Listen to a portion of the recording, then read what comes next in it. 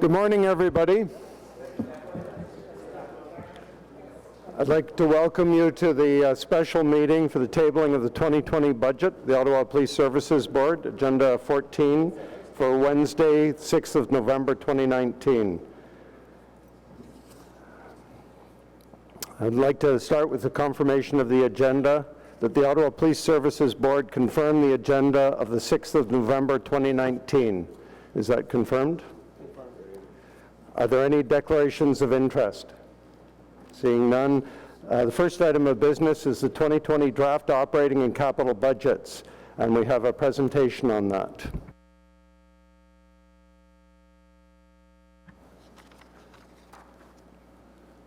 Right. Okay, well, thank you very much, Chair. Appreciate it. Board members, Mayor. I'd like to thank my team who did the heavy lifting on this. Point out especially Steve Bell as the interim chief who guided the organization's efforts. Obviously Jeff Letourneau and the entire finance team that reached out and across the organization, made sure they stayed true to the board's direction and strategic priorities, and ultimately have made a number of updates over the last 7.5 days since I've arrived in order to provide a little bit more of a finer point on it. I just ask you to advance the slide.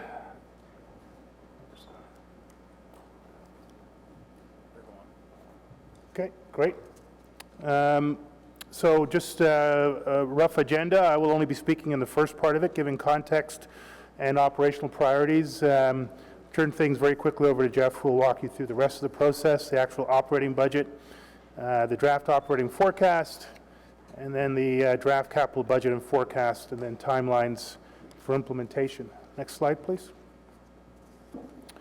I suspect much of this will be very familiar to you. It's becoming more familiar to me in my new role. The changing landscape of Ottawa, increasing demographic diversity, with marginalized, underserved communities, sometimes over-policed communities, experiencing more complex social justice needs. Increasingly, there's a more sophisticated set of threat actors out there, predominantly leveraging technology in new and exciting ways every single day. I opened my Hotmail account to see a very, very professional-looking Revenue Canada notice saying that I was receiving a $620 refund. And if I clicked on this link, I could start to get the days of my previous firm that that wasn't the right thing to do. But increasingly, these threat actors are also involved in guns and gangs, traditional organized crime, and are involved in international crimes that are taking place here locally. The investigators are challenged to find witnesses, secure access to information, and prosecute effectively. Wrapped around that is our ability to use technology to serve and protect the community, things like CCTV cameras, facial recognition, around which increasing privacy and cyber protections add more complexity and sometimes more cost. The geography, which I remain incredibly impressed and have yet to fully travel across the entire city, Mayor, but I'm doing my best to go from Toronto to Calgary to Vancouver to Montreal to Edmonton.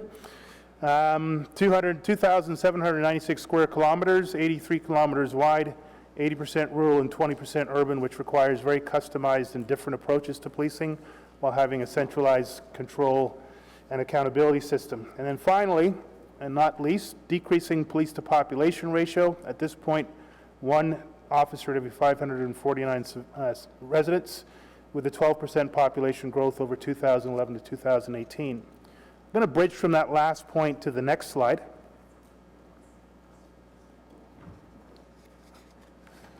Oh, a little bit out of order for me, but sure, no worries. We'll just break for commercial for a second, if you don't mind. This was one of my last-minute switches on the team, so I'm the one to blame for this, Chair.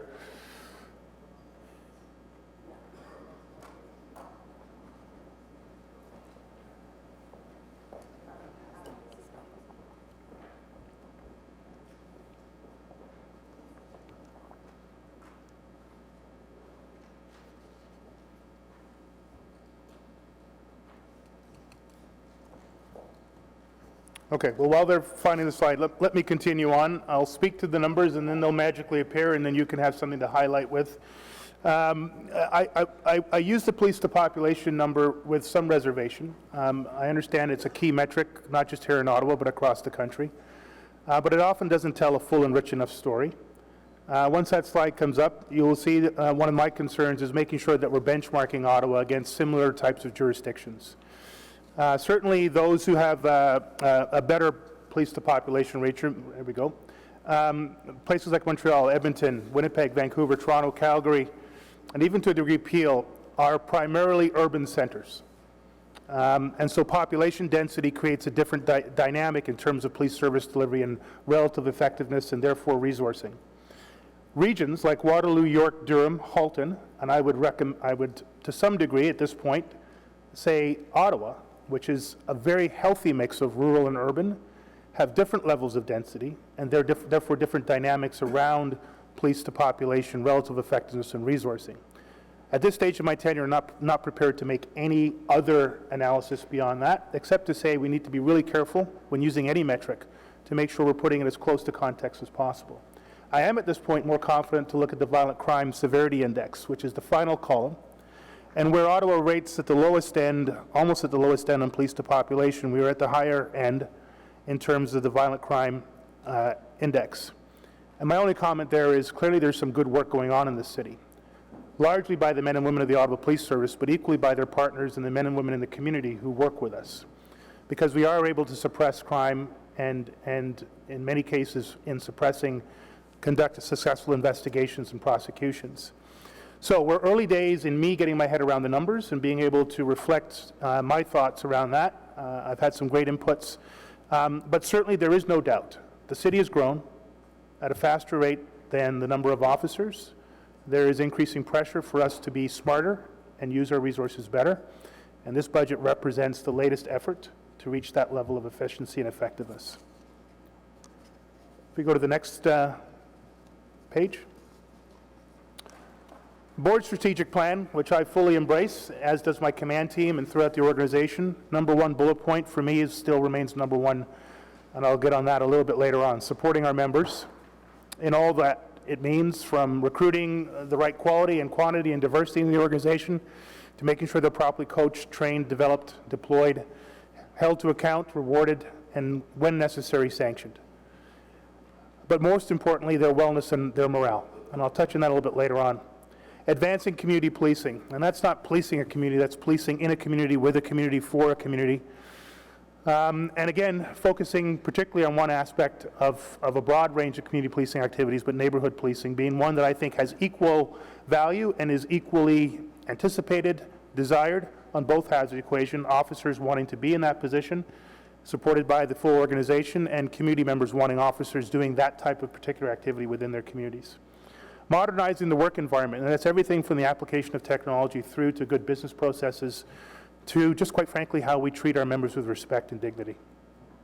And then making meaningful progress on equity, diversity, and inclusion both inside the organization and in how we approach our duties within the community. Next page. This is me writing my notes on a screen, so sorry for the bad PowerPoint protocol. So what does it mean to invest in our members? Investing significantly more in member morale, wellness, health, both physical and mental, and their safety, because if they're not right upstairs, they won't be right when they go out physically into the community and won't be able to keep the community safe. I also mentioned in addressing misconduct, and that's not just by using a hammer, but trying to find ways to reorient members who are acting aberrantly, unethically, getting them back into the right framework, getting them back into the police service and operating at the highest levels. Addressing workplace harassment, which unfortunately is a reality within our organization, within the justice institution, and ultimately where there is unethical or criminal conduct, taking appropriate action. I'll just take a pause and just get off script for a second. This is my 8th day in office since I was sworn in. I have had a large number of meetings internally with our members. I have seen a lot of things in policing in 30 years, and I've mentioned before that I've done policing across the world. I have yet to have an experience as I've had in the last week and a half. There is a level of emotional tension in this organization that I've not experienced in any organization, private sector or public sector. It is affecting members individually, and it's affecting them collectively. I'm not laying the blame or pointing a finger at anybody. I own the organization right now as Chief of Police, therefore what I'm saying is on my back. I have a lot of people helping me keep me upright these days, this command team and the folks around me and many, many other people. But I will tell you unhesitatingly, Chair and Board, The investment that we're going to make now and in the future, financially and otherwise, to address member wellness and morale, will be the best investment you make.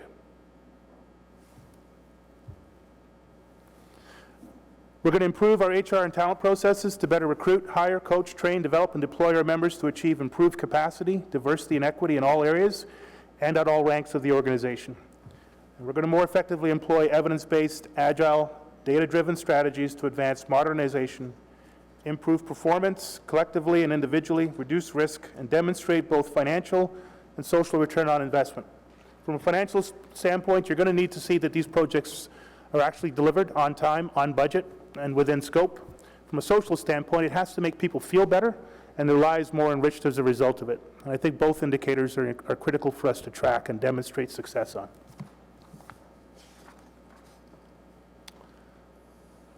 So those were organizational priorities. Now the operational priorities.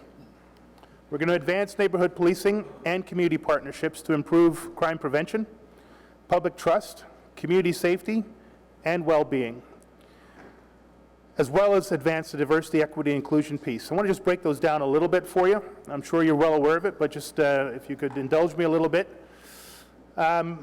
Policing cannot get done, public safety can't get done just without the police. So the community partnerships is critical. You've heard me talk about people and partnerships. They are absolutely in lockstep and reflected in this budget. Improving crime prevention is not a quantitative statement, it's a qualitative statement. It's a commitment, yes, to increase the number of resources dedicated to that, people, money, and time, but qualitatively to put us in a position where we're far more proactive than reactive than we have been. We could suppress crime. We could drive your crime numbers down, Mayor. This could be the technically safest city in the world, but your people in the communities don't trust the police as a result of those efforts. And ultimately, that will be a short-term gain that we will lose. So if we don't build trust up while driving crime down, we'll get back to the same place, just in a worse way.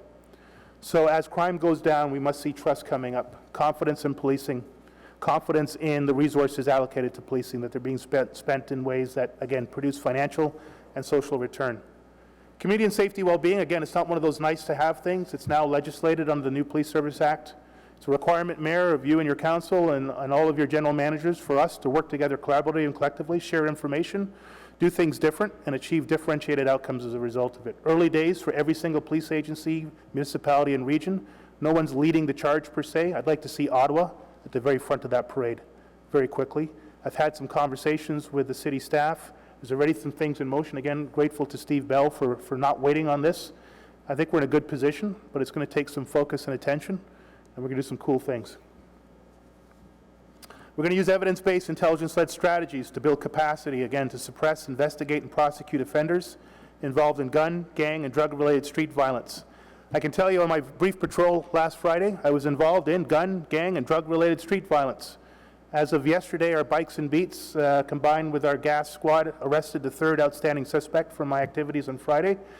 I'd like to take full credit for it, but it was faster, smarter, braver, better-looking police officers that arranged most of those great operational results, as well as some very good investigators who are going to make sure the cases are prosecuted effectively. There's no doubt in my mind that there are communities suffering from heightened and disproportionate levels of violence and are being preyed on by people who care little for their children, their elderly parents, and the quality of life in those neighborhoods. We'll do everything we can to keep those places safe. We're going to improve service and safety to underserved and sometimes, as I referenced, over-policed demographic communities. When I say over-policed, I want to be clear about that. There's no intention to go in and hurt community, but in the exuberance and passion and professionalism of officers and units and an entire organization, we can go in and try to make things right and sometimes unintentionally make things less right. And that's what I mean by over-policed. But I do want to focus on our Indigenous community, women, racialized, elderly, youth, as well as persons with mental health and addictions. There's a strong and important voice within our Indigenous First Nations. As I'm learning, there's a strong and important voice in women in the city. Women in my organization have been extremely helpful in helping me to orient around what we need to do within the OPS. And I've met great grandmothers, mothers, aunties, and daughters in the community who've helped me to understand what I've signed on for here in this city. And with that, I'm going to turn things over to Jeff Letourneau.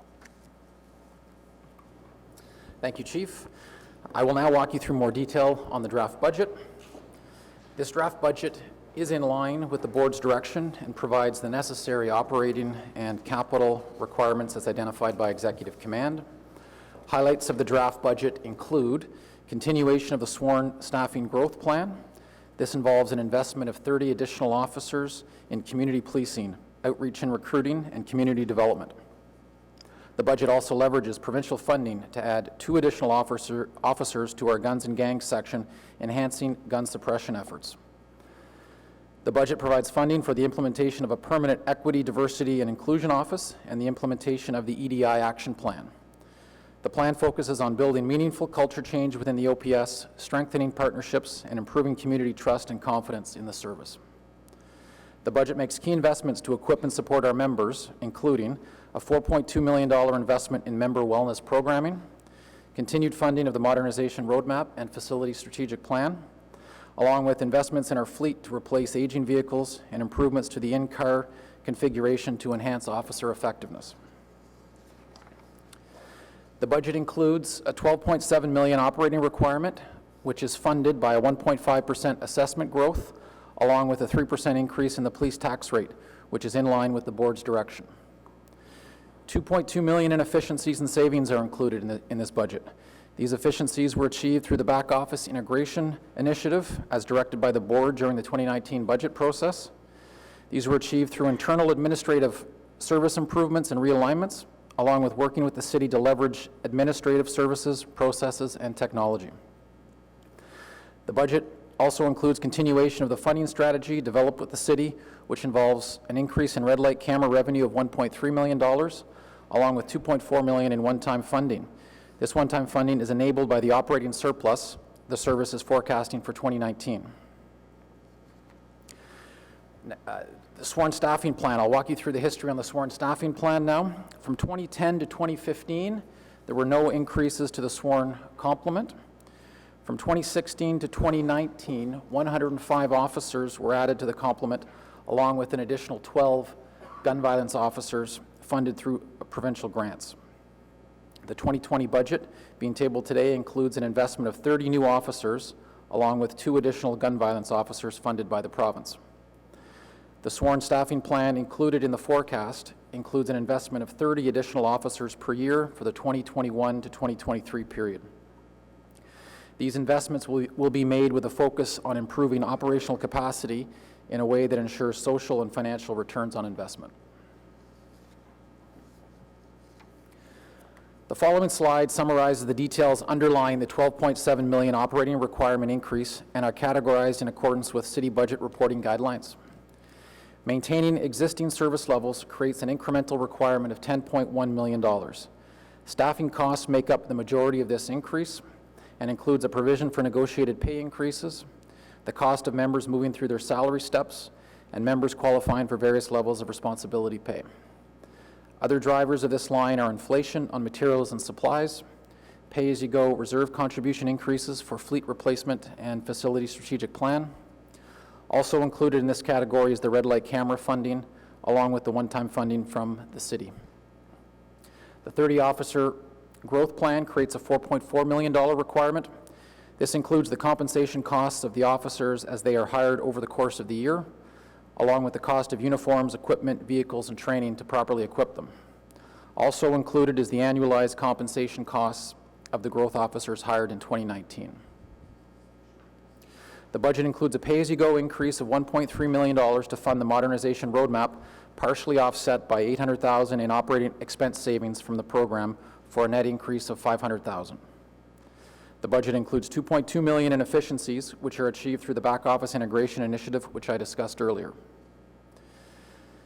User fees have been adjusted by $100,000 in line with the board's user fee policy as well. This summarizes the $12.7 million operating budget increase, and this increase is funded by the assessment growth of 1.5% and the police tax rate increase of 3%. This slide highlights, provides an overview of the gross operating budget by type of expense. The gross operating budget is $362 million. Revenue of $42.9 leaves a net operating budget of $319.2 million.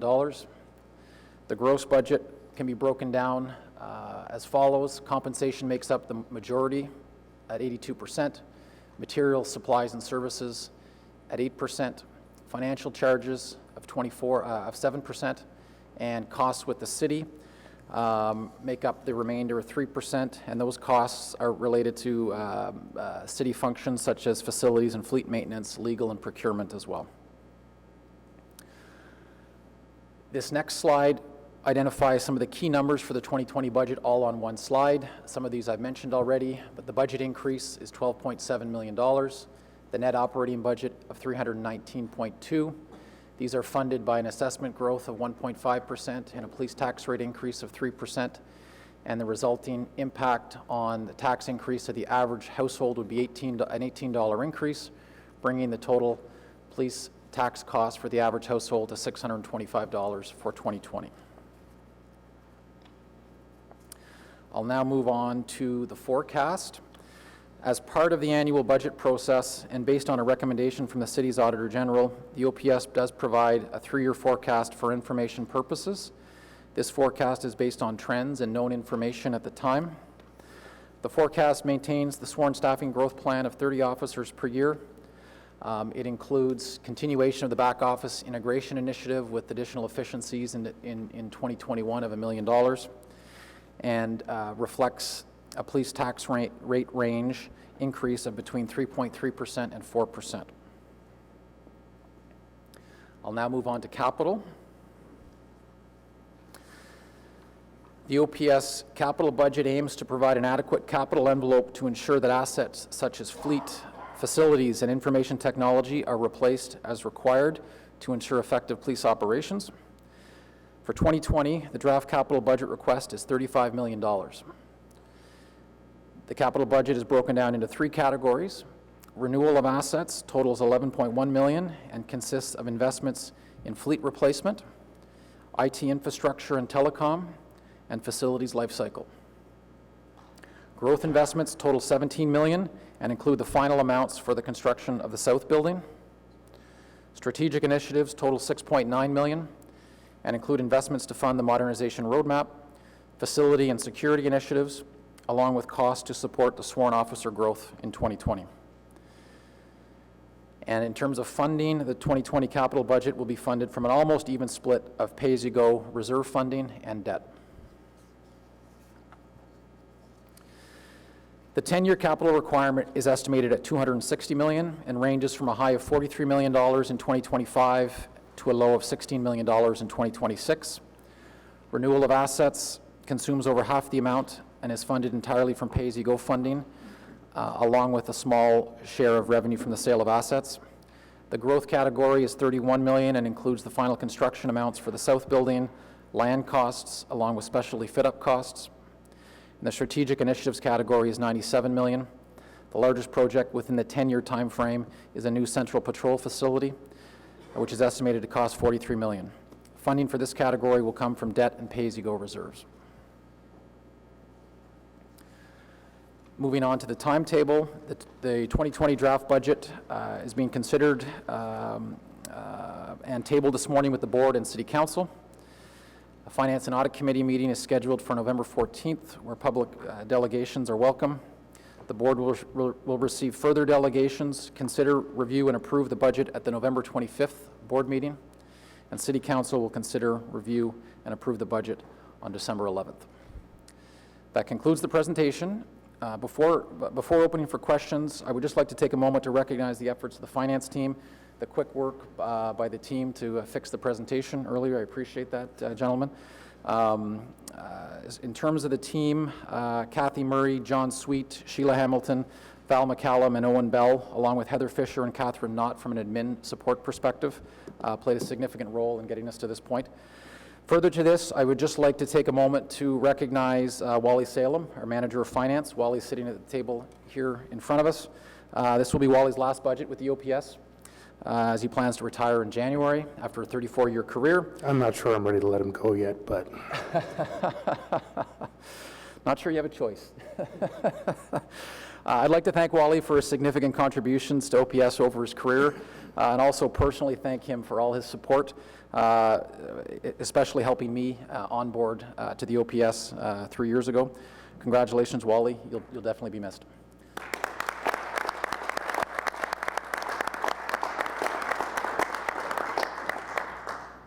Thank you, Mr. Chair. Thank you very much. Thank you, Jeff, and thank you, Chief. I think, as the Chief said, you're only 8 days into the job. It seems probably like a lifetime already. I really want to thank you, and I want to add thanks to Deputy Chief Steve Bell as well. Obviously, I know I've been at dozens of these meetings leading up to this. This has been a very intensive process, and I want to thank Jeff because I know he and his finance team, and I'd like to add my congratulations to your coming retirement. Hope you really enjoy it. It'll be a little less pressure, I'm sure, than this has been. Highlighted that I think I want to comment on, just your comment about the member wellness. I think we've made it very clear from a board perspective that this is something we support, and we're completely dedicated to making sure that the resources are there to ensure member wellness. So I really want to highlight that. Also, I'm glad you mentioned pop per pop. I know I looked at the chart. The first thing that hit me is there's actually an inverse relationship between, for instance, they have one of the lowest cop per pop ratios on the chart, and yet have one of the best crime severity index indicators, and that's something that we've heard loud and clear from the public that they're concerned about is crime severity. And yet when I look at, say, Edmonton or Winnipeg, they have one of the highest cop per pops, yet they have a much higher crime severity index. So I'll be looking forward to a more robust discussion about this at the FAC meeting. And also, I think one of the other points you mentioned was trust, and I think that that is what this is all about. We absolutely must build trust with the community. So thank you once again, and I think I'll turn it over now to my fellow board members for questions. Mayor Watson. Thank you, and congratulations to all who've been involved in the budget, and thank you for your cooperative working relationship with the city. And our treasurer is also retiring in January. I guess that's the time when fiscal years are over. The treasurers and the finance folks can leave with a great career. Thank you very much for your service for over 3 decades. Can you give me an update on the south facility? You have 16.5 million set aside. Obviously, it's going to be more than that. What's the timeline, and is it going to be a pay-as-you-go and debt financed project? Yes, thank you, through the chair. So this is the final installment in terms of the funding for the south building. The total building cost will be around $105 million. It's expected, occupancy is expected in 2022, and we've currently passed the 66% completion as part of the process, and we'd be looking at tendering for construction early in 2020. And will the city be borrowing on your behalf because Yes. we get a better rate? Yes, the city always borrows on our behalf. Okay. On the issue of paid duty, that brings revenue in to both the officer and to the service. Approximately how much is brought in by paid duty to the police service? In terms of revenue, the budget is approximately $6 million in terms of revenue. Okay. Do you operate with the city's spec market on gasoline, or do you have your own gas contract? We have a contract with Esso, but we also leverage the city's fuel depots. And in 2020, one of the challenges with leveraging the city's depots is most of them are diesel. But in 2020, we worked with the city treasurer and the fleet department and had 2 large ethanol tanks installed, one in the west end and one in the east end.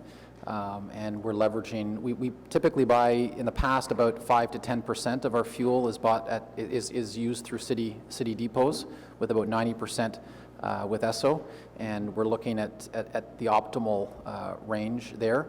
One of the issues that we have is just the location. Right. And so if we have to drive further to get to a city depot, it doesn't make any sense. So having both options is currently what we're looking at leveraging going forward. And do you go out to tender on the gas contract every couple of years?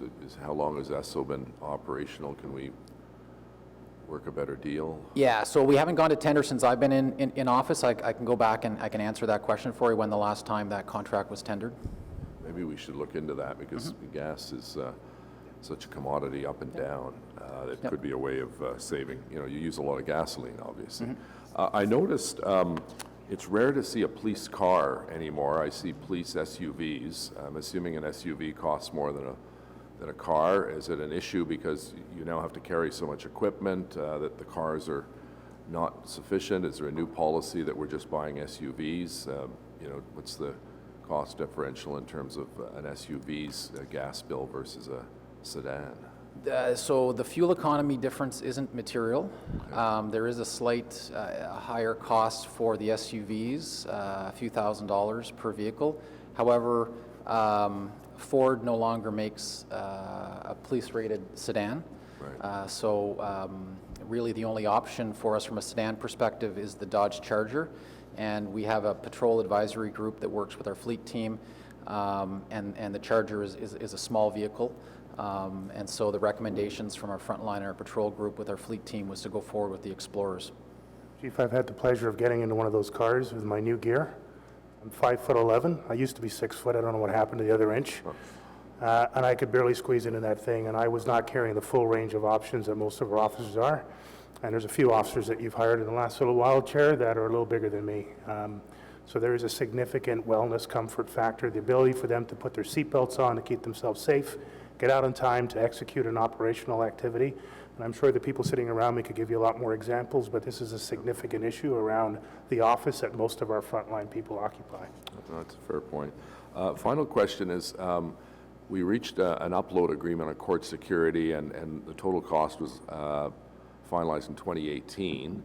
What are the savings, and are we actually saving any money as a result of the upload, that we don't need as many constables? We have special constables, for instance. Is there a way of continuing to reduce that, or does it not matter because the court or the province pays the bill you send them, or is there a cap? Well, there is a grant. The grant was increased last year, but it's in line with our costs. Okay. And so that is something that we do look at on an annual basis as part of the budget process. So the province is keeping up with inflationary costs. Yes. On an annual basis. Yes. Okay, that's great.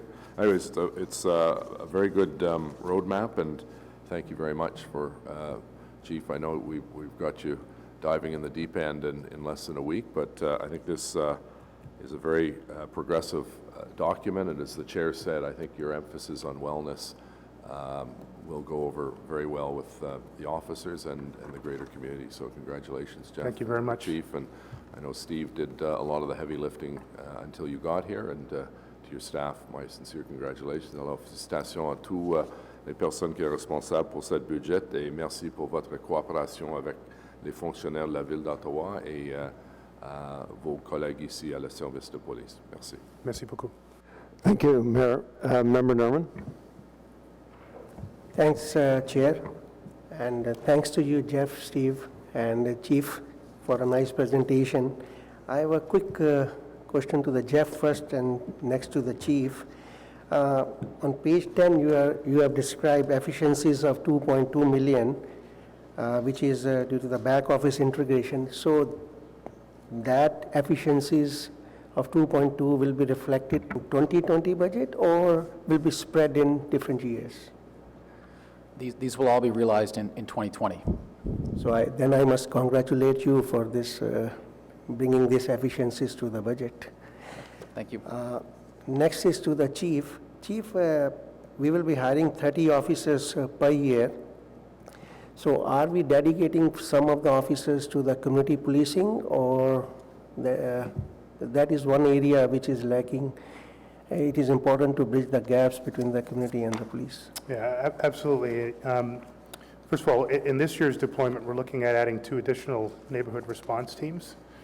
And so directly at the pointy end of the spear for our community policing strategy. In addition, we're going to be, through provincial grants, bringing in guns and gangs officers. So we'll both have the proactive piece, where the majority of that investment will go, as well as the reactive piece. There are other outreach positions which we're staffing as well, which will bridge us into the community. And so the majority of that deployment will go to, as you would describe, community policing, to build trust, suppress crime, and integrate with the other city departments around community safety and well-being, getting at those undercurrents that cause crime in the first place. Thanks, Chief, and thank you all.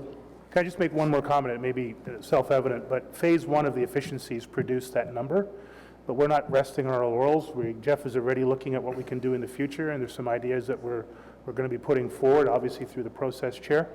But every year we'll look for a substantive number proven through an evidence-based approach to efficiencies. Thank you. Thank you, Member Norman. Member Blaustein? First of all, thank you. Wonderful reports. My question pertains to PDC. Our training facilities, we have very limited access, and they're not in the greatest of shape. So I'm wondering if we're looking at investing any money into better training facilities so that we have further access. Right now, we've got limited time access, and it's creating a bit of a backlog from my understanding, and I'm wondering if we have any, looking at any investment in that. Thank you. We are, in 2020, we'll begin the process of updating our facility strategic plan, and included in that, we'll be looking at our training facility and PDC. For them to remain where they are we looking at perhaps putting training facilities in the south building? I think we'll look at all options. It'll be a full review in terms of what our future needs are, future requirements are, looking at the current state, and we'll be evaluating all options. The south campus was one of the ideas, potential ideas for where it could go. I don't want to presuppose and bias the review, but that is an option. Thank you. My other question is, once the south building is open, just for long-term planning, I believe we're looking at potentially closing a couple of the other buildings. That creates more efficiencies? Yes, so two of the buildings, our current buildings, are slated to close. Green Bank would be returned to the city for disposal, and the Leitrim station would be closed as well. So we'd be Correct. saving some money? We'd be saving some money in terms of operating costs, and that has all been factored into our longer-term forecasts. Okay, perfect. Thank you. Thank you, Member Blaustein. Any other questions? No further questions? Okay. The report recommendations are that the Ottawa Police Services Board receive and table the Ottawa Police Service 2020 draft operating and capital budgets. 2, that the Finance and Audit Committee discuss the 2020 budget proposal at its meeting of November the 14th, 2019. 3, that the Ottawa Police Services Board consider and approve the 2020 draft operating and capital budgets at the board meeting on November 25th, 2019. 4, that the Ottawa Police Services Board returns $4.0 million to the General Capital Reserve Fund from Capital Order 908707, Queensview 2. 5, that the Ottawa Police Services Board approve the delegation of authority to the Chief of Police to execute and administer the 2020 Fleet Replacement Program up to a maximum of $4.6 million. Is this carried? Thank you very much. Thank you very much. That was an excellent report, and I think, unless there's something else, I'll call for adjournment. Thank you. And thank you. That's good. Thank you, Steve. Thanks. Thank you. Thank you. Congrats, Chief. Thank you. Congrats to you. Congrats to you.